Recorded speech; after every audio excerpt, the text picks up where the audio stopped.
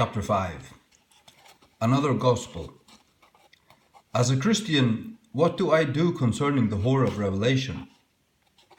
I am accused of not showing love and of being too harsh exposing Catholicism.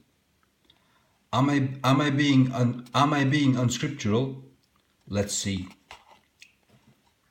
Bible Christianity and Roman Catholicism are doctrinally as far apart as East is from the West. One is based on the Bible and the other on the traditions of men. So how can we walk together without compromise? It's impossible. Many Protestants and charismatic Catholics claim that the Holy Spirit is drawing them together. But is it the Holy Spirit of God? Or could it be a different spirit? Are charismatic Catholics leaving the horror of Revelation?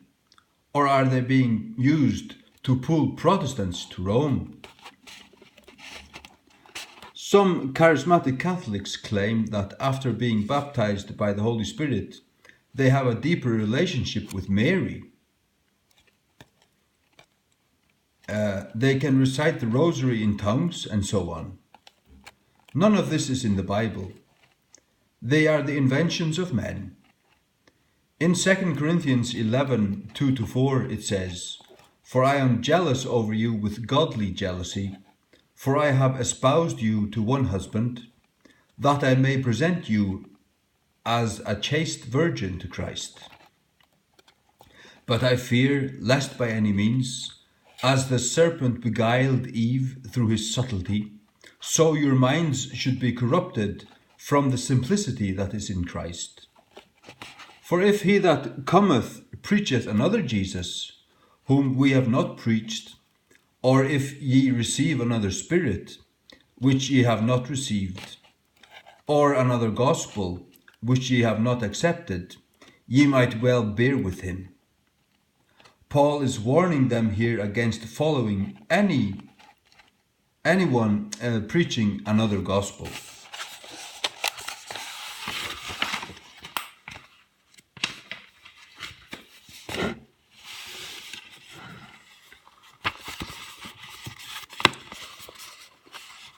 And then in John 16:13 it says, "Howbeit when he, the Spirit of truth, is come, he will guide you into all truth. For he shall not speak of himself, but whatsoever he shall hear, that shall he speak." Now God the Holy Spirit is the Spirit of truth. How can he lead anyone deeper into error? That's impossible. Beloved, that's a different spirit, and it is not from God. Satan is the master deceiver, and this is his clever religious game to pull Protestants under the control of the whore. Has Rome changed? Beloved, when the whore of Revelation dumps the Mass, the veneration or worship of Mary, when they throw away their rosaries and repent from claiming that Mary was free from original sin just like Jesus, when they admit they cooked up the idea of purgatory, and when the priests of Rome concede of the priesthood of all believers, when the whore of Revelation does all that, then I will believe she's changing. People say she's changing, but beloved, she is only changing her tactics. How does a harlot or whore seduce her victims? The book of Proverbs tells us in chapter 7, verses 6-10. "I discerned among the youths a young man void of understanding, passing through the street near her corner. And he went the way to her house, in the twilight, in the morning, in the black of dark night. And behold, there met him a woman with the attire of an harlot, and subtle of heart." Then verses 22-24 through 27. With her much fair speech she caused him to yield. With the flattering of her lips she forced him. he goeth after her straightway, as an ox goeth to the slaughter. Hearken unto me now, therefore, O ye children, and attend to the words of my mouth. Let not thine heart decline to her ways. Go not astray in her paths. For she hath cast down many wounded, yea, many strong men have been slain by her. Her house is the way to hell, going down to the chambers of death. The Bible says the mother of harlots will seduce kings and nations with her cunning, that the nations have been made drunk, which means they are confused, disoriented, unstable, and can be easily deceived and conquered by her.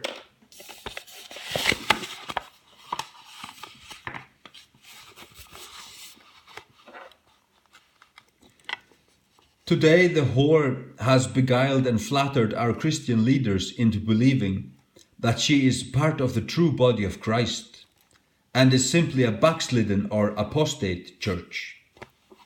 Rex meets the Pope, Rex Humbard, a charismatic fool. And when a dynamic moment what a dynamic moment it was for me as I finally greeted Pope John Paul II personally. It was clear that he had heard about our ministry. I shared with him our vision for the next 3 years to take the gospel by way of television into every nation on earth. As we talked together, I sensed more and more that our mission is the same: to build the body of Christ, to uplift our brethren in the Lord, to win the world for the kingdom, to share the shining message that Jesus gave us to share. You are loved. Oh, so fluffy. I wish you could have been there, standing by my side, as I shared those few moments with Pope John Paul II, Antichrist. For those were milestone moments in my own personal life, in my spiritual life, you blind fool. Rex Humbard, 1919 to 2007. Famous evangelist. The Answer, March 1980.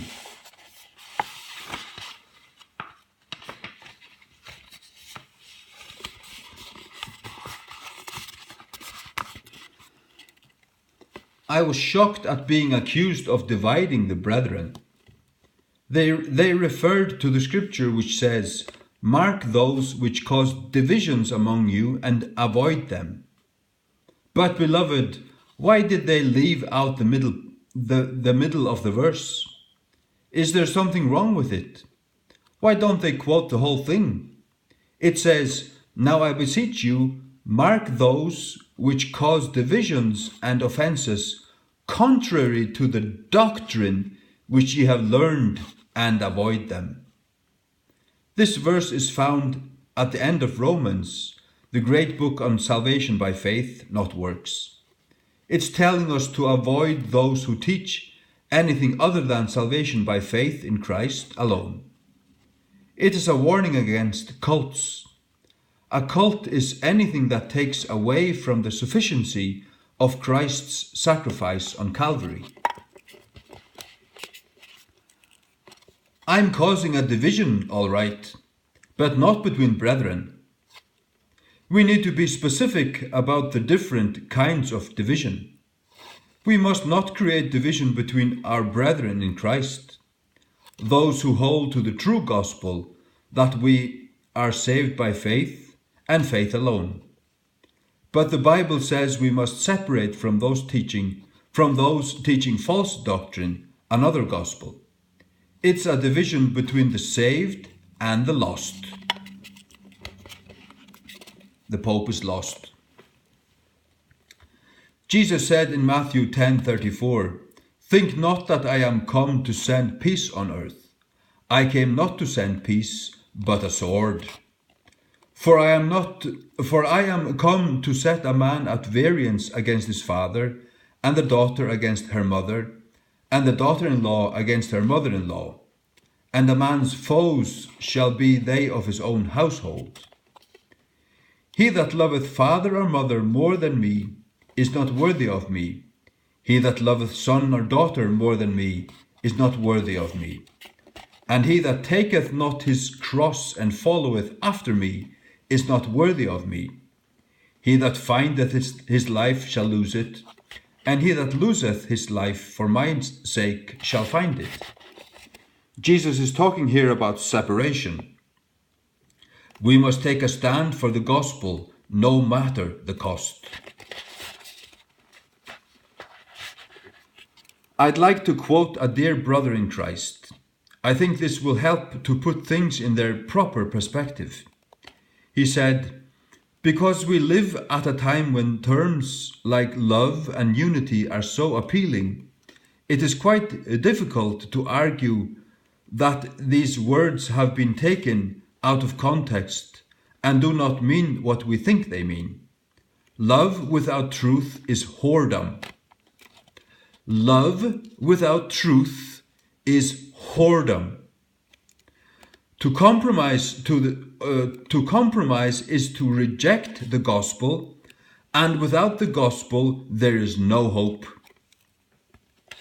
In a choice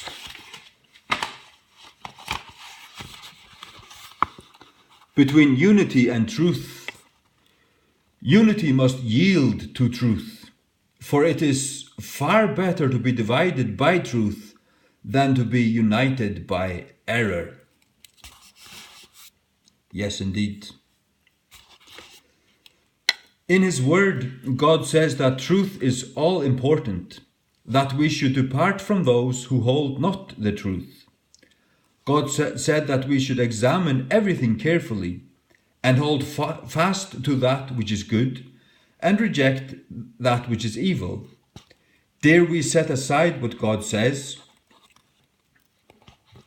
Some say we are standing on the brink of the end of the Protestant era, and we will see the birth of the superchurch. Beloved, that superchurch has always been here. As God's people, we are to oppose her and tell the Roman Catholics to come out of her in obedience to Christ. The Bible tells us in Ephesians 5:11, "And have no fellowship with the unfruitful works of darkness, but rather reprove them." Reprove means to express disapproval of, to rebuke, to expose it for what it is. Christ tells us in the book of Revelation, chapter 18, verses 6 and 7, concerning the mother of harlots, to reward her even as she rewarded you, and double unto her double according to her works.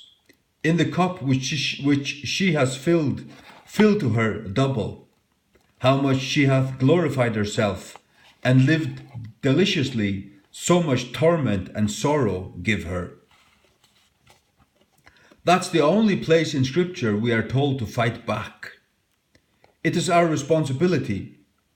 She has betrayed the Catholic people. She is destroying Protestantism. And by God's grace, we will rip the self-righteous robes of that whore and expose her filthy running sores, her lies, crimes, and the blood that is on her hands, and the murderous intentions against God's people. When we expose her and the Catholic people see what she has done, and the world sees, they're going to flee from her and turn to Christ. What kind of warfare are Christians to be in? It's a spiritual war. We're not to pick up weapons and go after the Catholic people. You must understand you must understand what's involved here. We are locked into a spiritual warfare over the souls of men. The Bible says, "For we wrestle not against flesh and blood, but against principalities, against powers, against the rulers of the darkness of this world, against spiritual wickedness in high places." Ephesians 6:12.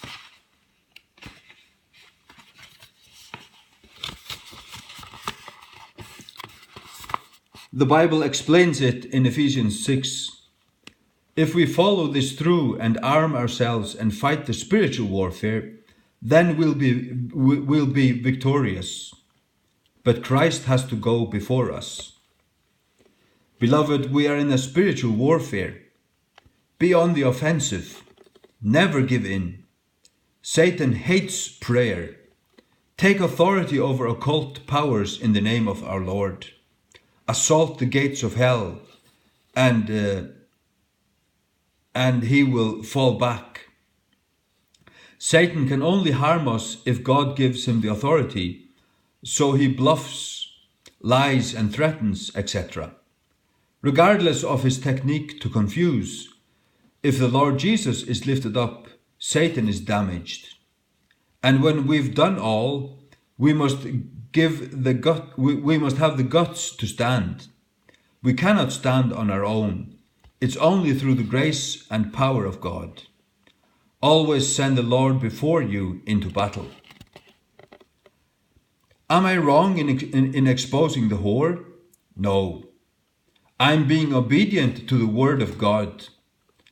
Our position might not be the popular one, but we are not to please men.